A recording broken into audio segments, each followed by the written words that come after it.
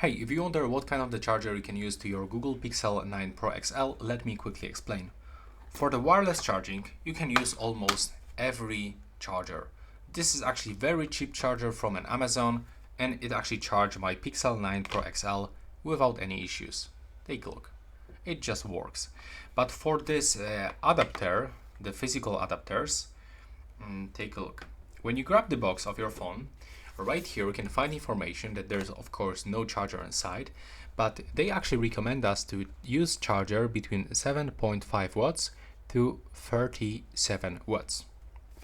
And I was actually trying to test non-original adapters like this one from Xiaomi, and for example from the Huawei, and unfortunately this adapter doesn't work.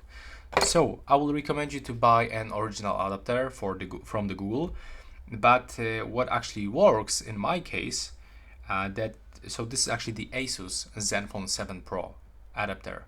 So if some of your friend have these kind of the adapter from the Asus or Samsung, you can try to use it. If it works and if it is cheaper than the Google one, you can actually buy the second brand charger.